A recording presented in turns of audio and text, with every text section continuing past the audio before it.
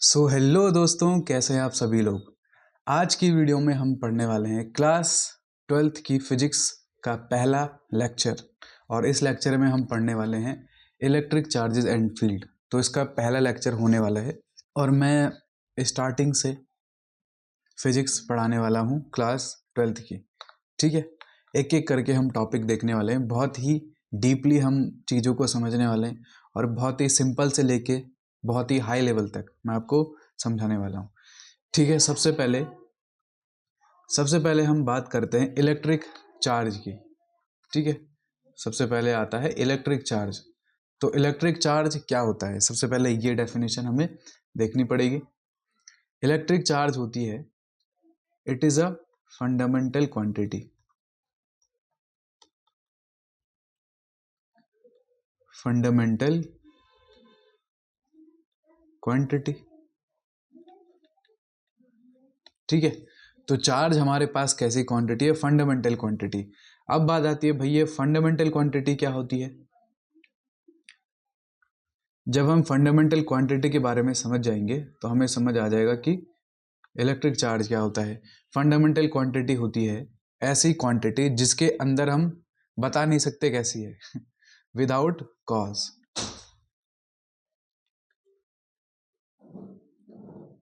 ठीक है, ऐसी क्वांटिटी जिसके अंदर का कॉज हमें नहीं मालूम है, मतलब हमें नहीं मालूम है, इसलिए मैंने विदाउट कॉज लिखा है।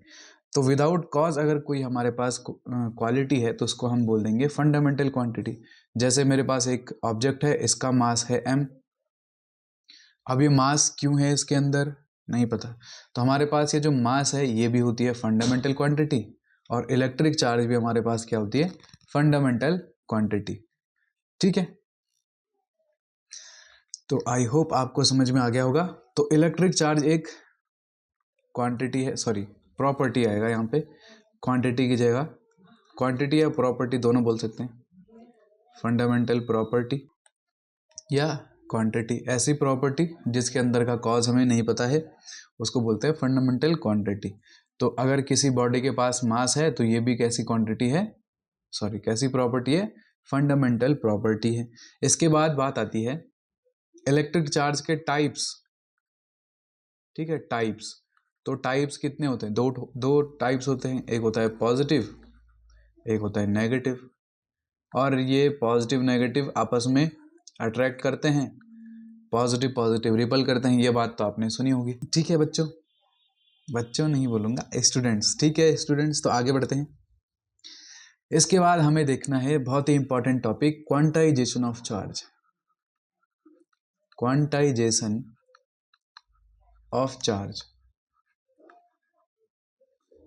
अरे ये क्या हो गया, क्वांटाइजेशन ऑफ, यहाँ पर नहीं लिखना क्या, क्वांटाइजेशन ऑफ चार्ज। ठीक है, नहीं लिखते हैं, लैपटॉप को बुरा लग रहा है, ऊपर लिख रहे हैं तो पूरा खराब कर दे रहा है।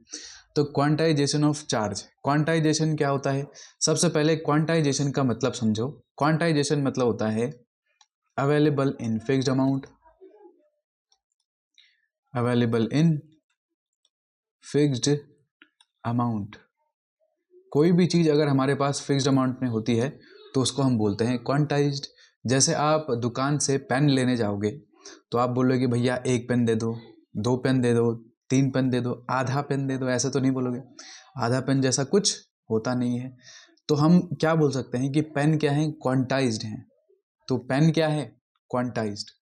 ठीक है, पेन क्या है, क्वांटाइज्ड। तो यहीं से हमें समझना है कि क्वांटाइजेशन ऑफ चार्ज क्या होगा। इसका मतलब अगर हम किसी बॉडी को, हमारे पास ये बॉडी है, इसका मास m है, इसको हम चार्ज देना चाहते हैं, क्या देना चाहते हैं, चार्ज। तो चार्ज हम कैसे दे सकते हैं, इलेक्ट्रॉन देकर, है ना। कैसे दे सकते हैं, इलेक्ट्रॉन, उसके अंदर भर दो इलेक्ट्रॉन या उससे इलेक्ट्रॉन निकाल लो। निकालने की बात बाद में करेंगे, पहले डालने की बात करते हैं। ठीक है, इलेक्ट्रॉन हम डालेंगे तो इसका चार्ज चेंज होगा, मतलब चार्ज इसके अंदर आ जाएगा।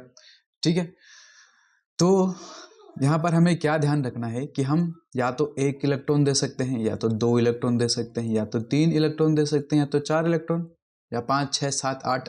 आधा इलेक्ट्रॉन, आधा इलेक्ट्रॉन हम नहीं दे सकते हैं, आधा इलेक्ट्रॉन हम नहीं दे सकते हैं। और यहीं से हमारे पास फॉर्मूला आ जाता है, Q इक्वल्स टू, अगर 1E हो सकता है, 2E हो सकता है, 3E हो सकता है, 4E हो सकता है, 5E हो सकता है, तो NE भी हो सकता है। तो Q इक्वल्स टू NE, और हमारे पास Q equals two plus minus NE लिखता है ये, ठीक है, प्लस माइनस NE। इसका क्या मतलब है, प्लस भी और माइनस भी। इसका मतलब हमने अगर चार्ज दे दिया बॉडी को तो हम क्या ले लेंगे, प्लस, और चार्ज निकाल लिया तो माइनस, ठीक है। बस इसका यही मतलब है यहाँ पर। तो Q equals two plus minus NE। N क्या होता है, N क्या होना चाहिए यहाँ पे, फिर से लैपटॉप बुरा मान गया, ऊपर नहीं लिखना है, ऊपर नहीं लिखना है। तो यहाँ से N इक्वल्स टू क्या आ जाएगा, नंबर ऑफ इलेक्ट्रॉन्स, और ये हमेशा कैसे होने चाहिए, इंटीजर, इंटीजर। तो इंटीजर के बारे में आपने पढ़ा होगा, ठीक है। तो बात करते हैं इंटीजर। इंटीजर क्या होता है, तो इंटीजर को समझते हैं। इंटीजर मतलब होता है, आपने क्लास 6-7 में शायद पढ़ा हो, अगर नहीं पढ़ा है तो अभी मैं पढ़ा देता हूं। इंटीजर क्या होता है, इंटीजर मतलब होता है कंप्लीट नंबर। इंटीजर मतलब क्या होता है, कंप्लीट नंबर, ठीक है स्टूडेंट्स। तो देखते हैं इंटीजर क्या होता है। इंटीजर मतलब होता है कंप्लीट नंबर। इंटीजर मतलब क्या होता है, कंप्लीट नंबर। कंप्लीट मतलब जैसे कंप्लीट 1 कंप्लीट है, 2 कंप्लीट है, 3 कंप्लीट है, 4 कंप्लीट है। तो बस ये चेक कर लो कि इंटीजर क्या नहीं होता है, तो उससे आप सीधा लगा सकते हो अंदाजा कि क्या इंटीजर हो जाएगा। जैसे 1.5 इंटीजर नहीं होता है। कोई भी पॉइंट वैल्यू वाली कोई भी पॉइंट वाली वैल्यू आ गई, या फिर कोई भी फ्रैक्शन वाली वैल्यू आ गई, तो ये इंटीजर नहीं हो सकती है। बाकी सब integer, -1 integer, 0 integer, 1 integer, 1.2 integer नहीं, ठीक है। तो यहां पर हमने क्या समझा, क्वांटाइजेशन ऑफ चार्ज, ठीक है। आगे बढ़ते हैं, बहुत ही ईजी टॉपिक था। यहां से क्वेश्चन कैसे आते हैं जरा ये देख लेते हैं। तो फॉर्मूला क्या है, Q equals two plus minus NE, Q equals two plus minus NE। तो यहां पर क्या पूछता है, क्वेश्चन क्या आएगा, we want to give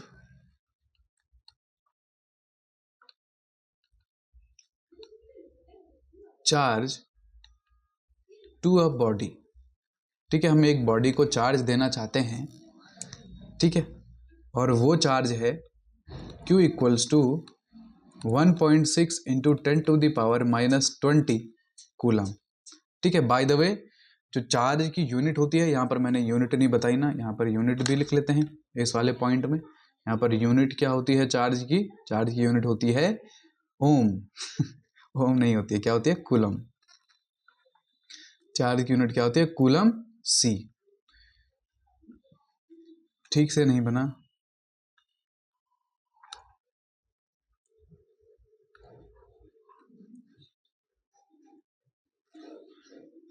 coulomb यानी C।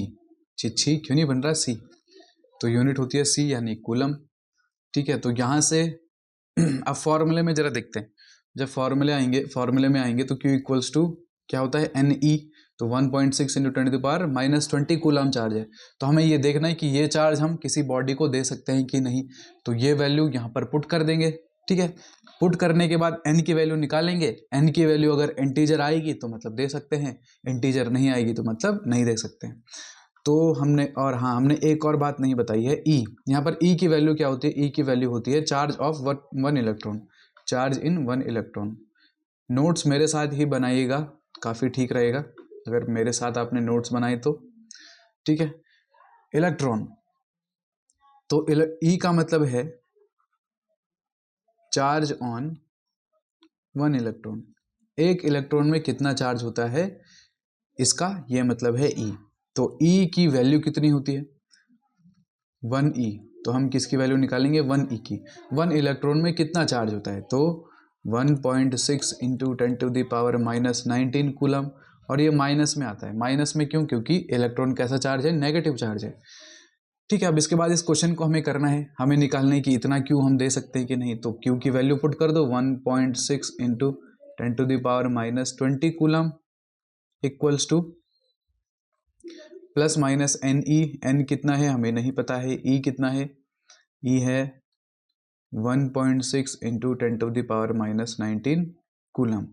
ठीक है, प्लस या माइनस, तो माइनस ले सकता है यहाँ पे क्योंकि हमें इलेक्ट्रॉन देने हैं, सॉरी इलेक्ट्रॉन देने तो पॉजिटिव लेना पड़ेगा। ठीक है, इलेक्ट्रॉन जब गिव करेंगे तो प्लस लिखेंगे, जब टेक यानी लेंगे तब माइनस आएगा। ठीक है, इस फॉर्मूले में। इसके बाद हमें चार्ज गिवन करना है, देना है, तो यहाँ पर प्लस आ गया। अब n की वैल्यू क्या हो जाएगी यहाँ से, अगर आपको इक्वेशन सॉल्व करनी नहीं आती है, ठीक है, बेसिकली उन बच्चों के लिए बोल रहा हूँ जिन्होंने 10th तक मैथ्स अच्छे से नहीं पढ़ी है और उसके बाद 11th-12th में आके उनको मैथ्स में दिक्कत होती है।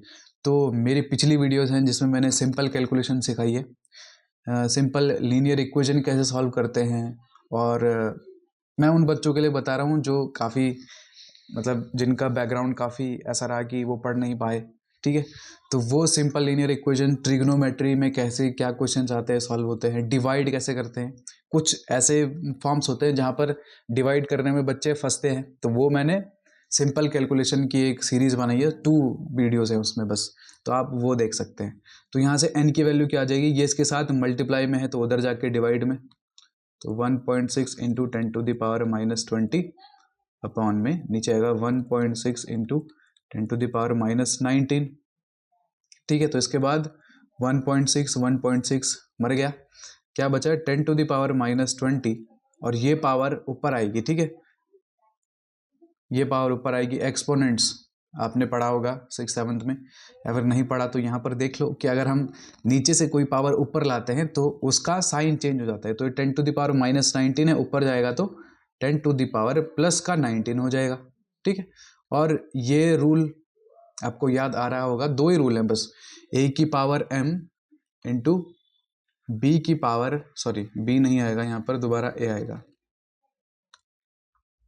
a की पावर m और a की पावर n, तो वो क्या हो जाता है a की पावर m+n। ठीक है, ये रूल याद रख सकते हो, ये रूल आपको याद रखना पड़ेगा। तो यहाँ से कितना आ जाएगा, 10 की पावर ये -20 + 19, तो कितना आ जाएगा 10 की पावर -1, 10 की पावर -1, तो ये कितना आ गया 1/10, और 1/10 कितना होता है 0.1, पॉइंट में वैल्यू आ गई, तो n की वैल्यू क्या आ रही है 0.1, तो क्या दे सकते हैं चार्ज, नहीं, हम चार्ज इतना नहीं दे सकते हैं किसी भी बॉडी को, नो वी कांट गिव। ठीक है, क्योंकि हमारी n की वैल्यू किस में आ गई, हमारी जो n की वैल्यू है वो इंटीजर नहीं आई। ठीक है, आई होप आपको ये क्वेश्चन समझ में आया हो, और बाकी इजी था ये तो, और तो कुछ इसमें समझाने लायक है नहीं। n की वैल्यू ये था, थोड़ी कैलकुलेशन थी जो मैंने आपको बताई अच्छे से। ये वाला फॉर्मूला इंपॉर्टेंट होता है, इसको थोड़ा ध्यान में रख लीजिएगा। अगर ये a सेम रहता है, ऊपर पावर अलग अलग है, तो ये ऊपर कुछ भी लिखाओ, प्लस लिखाओ माइनस लिखाओ, वो सेम जुड़ जाएगा या फिर घट जाएगा ऐसे। ठीक है, नेक्स्ट बढ़ते हैं। ठीक है, तो आगे बढ़ते हैं। आगे हमारे पास आता है कूलम्स लॉ। क्या आता है, Coulomb's law.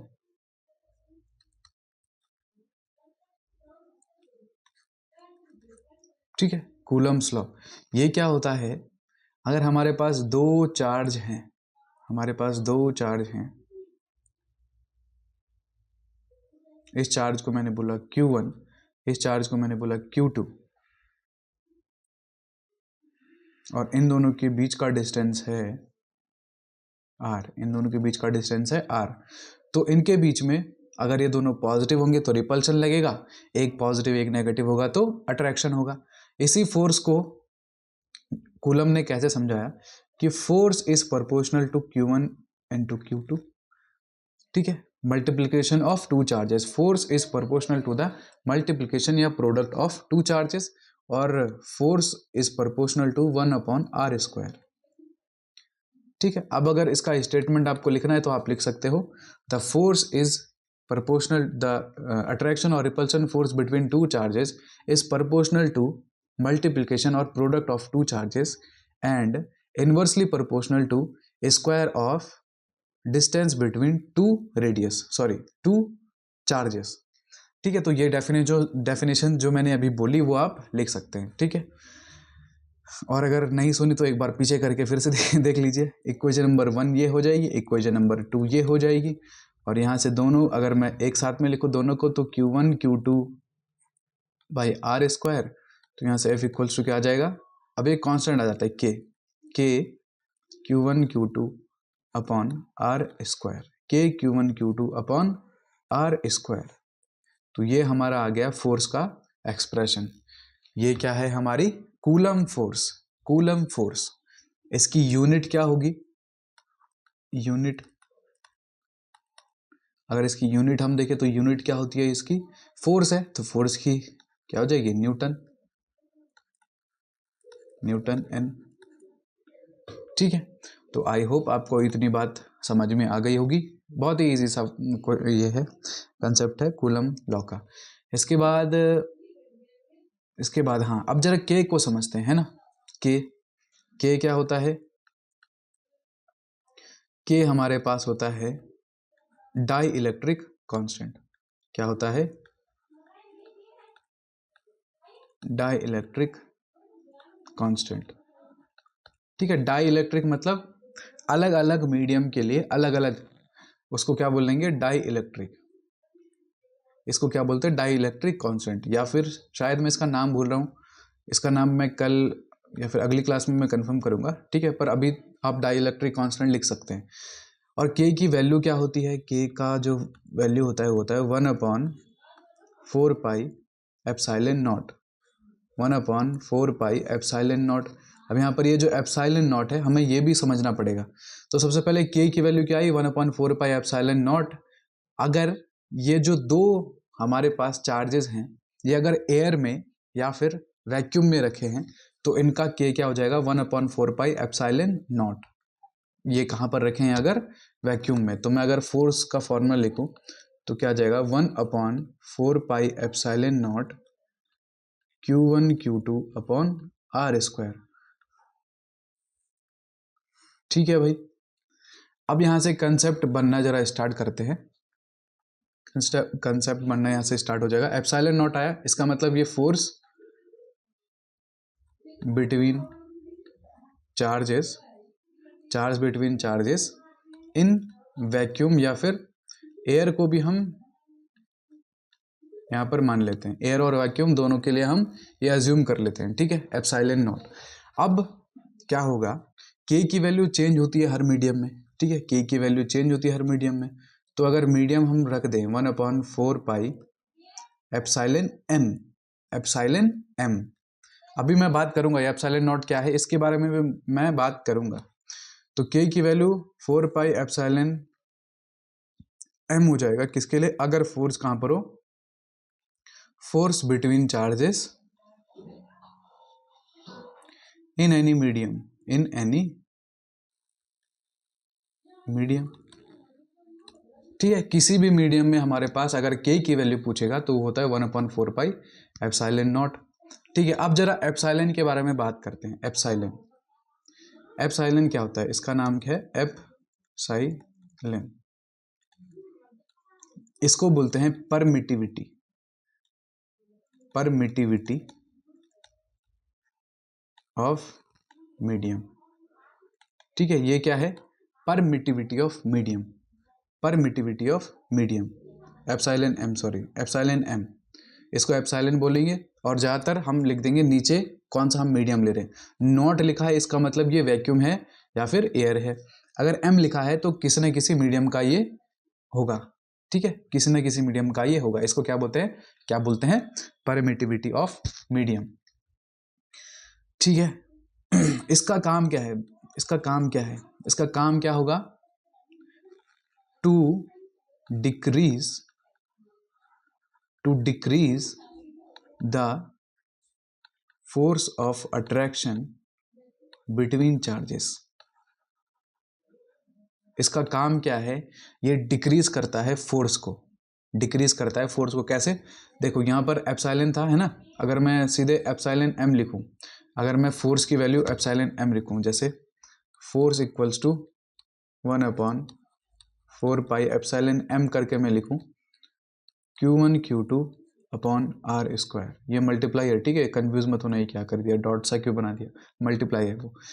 1/4πε/m Q1 Q2 upon R square. यहाँ पर जो एप्सिलॉन m है, अगर मैं इसकी वैल्यू बढ़ा दूं तो क्या हो जाएगा, फोर्स की वैल्यू कम हो जाएगी, और अगर मैं इसकी वैल्यू घटा दूं तो इस फोर्स की वैल्यू बढ़ जाएगी। और एक्सपेरिमेंटली ये एप्सिलॉन m बढ़ जाता है जितने ज़्यादा डेंस मीडियम में हम जाते हैं। यहाँ पर इंपॉर्टेंट बात है, जितना ज़्यादा डेंस मीडियम होगा, डेंसर मीडियम जितना ज़्यादा होगा उतना एप्सिलॉन m ज़्यादा होगा। डेंसर मीडियम समझ में आ रहा है, जैसे एयर और वाटर, तो इन दोनों में से डेंसर मीडियम क्या होगा, वाटर। वाटर मतलब जहाँ पर ज़्यादा मॉलिक्यूल्स होंगे या फिर ज़्यादा पार्टिकल्स होंगे उसको क्या बोल देंगे हम, डेंसर। और एप्सिलॉन m उसका बढ़ जाएगा, ज़्यादा हो जाएगा। तो वाटर में force of attraction in water is less than force of attraction in air. ठीक है, ये किसके लिए निकाला हमने, वाटर के लिए, और ये एयर के लिए। तो आई होप आपको अब चीज़ें क्लियर हो रही होंगी कि ये क्या था, परमिटिविटी ऑफ मीडियम इसको बोलते हैं। ये क्या करता है, to decrease the force of attraction between charges. ठीक है, ज़्यादातर डिक्रीज ही करता है, इंक्रीज तो कब हो जाएगा, अगर हम वाटर से एयर में चले गए तब इंक्रीज हो सकता है। ठीक है स्टूडेंट्स, तो आज हमने इलेक्ट्रिक चार्ज इन फील्ड में क्या कर दिया, परमिटिविटी ऑफ मीडियम तक हमने पढ़ लिया। इसके बाद हमारे पास आता है, ठीक है, अब जरा इसकी कैरेक्टरिस्टिक्स पर बात करते हैं। किसकी, फोर्स के बारे में, कि फोर्स की क्या कैरेक्टरिस्टिक्स हैं। Characteristics of coulomb force.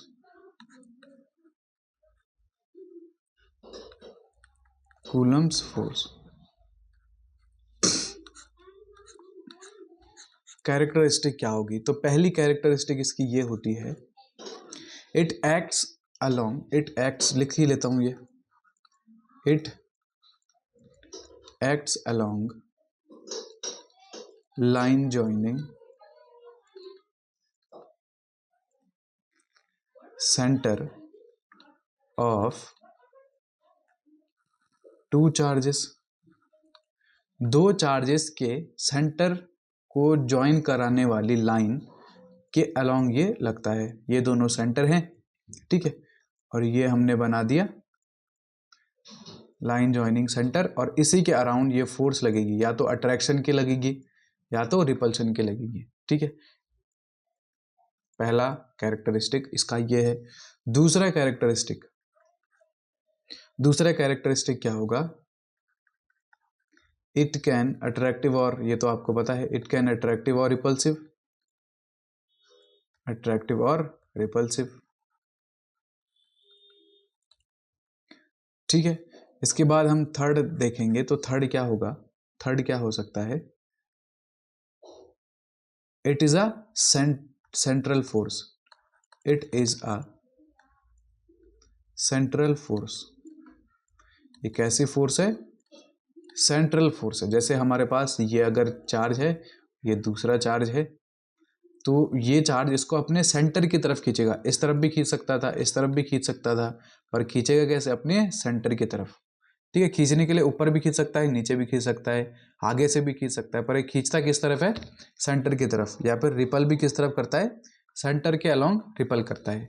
ठीक है, तीन कैरेक्टरिस्टिक्स हो गई। इसके बाद और क्या कैरेक्टरिस्टिक्स हो सकती हैं,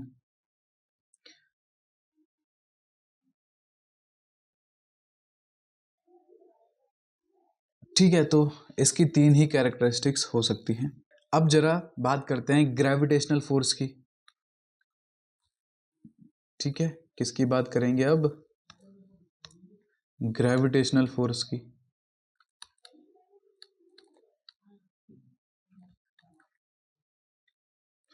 अब भाई कूलम, ये हमारे पास इलेक्ट्रोस्टैटिक्स में ये ग्रेविटेशन कैसे आ रहा है, आ गया, किसी को लग रहा होगा कि ये कैसे आ सकता है इसमें, तो ये आ सकता है क्योंकि अगर आपको ग्रेविटेशन का फॉर्मूला याद है तो वो क्या होता है, G m1m2/r²। और एक हमारे पास दूसरा फॉर्मूला अभी अभी क्या है, कूलम फोर्स का, K Q1 Q2/r²। r²। तो ये दोनों लगभग सेम है, ठीक है, लगभग ये सेम है। पर ये जो कैपिटल जी है इसको हम बोलते हैं universal gravitational constant, UGC, universal gravitational constant हम इसको बोलते हैं। और इसकी वैल्यू हर जगह सेम होती है, आपने सुना होगा इसकी वैल्यू हर जगह सेम होती है, पर के की वैल्यू तो चेंज होती रहती है। तो इन दोनों में सिमिलैरिटी क्या है? इन दोनों में सिमिलैरिटी ये है कि ये दोनों कैसे फोर्सेस हैं, इनवर्स स्क्वायर लॉ, ये दोनों क्या फॉलो करती हैं, इनवर्स स्क्वायर लॉ। तो इनवर्स स्क्वायर लॉ आपको समझ में आ गया होगा।